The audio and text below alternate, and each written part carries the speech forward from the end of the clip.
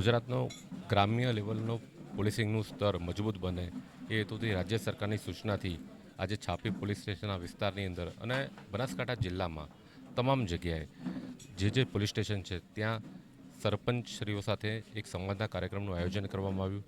આ કાર્યક્રમનો મુખ્ય હેતુ એ હતો કે ગામમાં જે કોઈ બનાવ બને છે એ બનાવની જાણકારી પોલીસને તાત્કાલિક રીતે જાણ થાય તો એનું એક વોટ્સઅપ ગ્રુપ પણ બનાવવામાં આવ્યું છે અને સરપંચશ્રીઓ વચ્ચે અને પોલીસ વચ્ચે એક સમન્વય થાય અને આપણે કોઈપણ બનાવ બનતો અટકાવી શકીએ, નિવારી શકીએ એ આ મિટિંગનો મુખ્ય હેતુ હતું.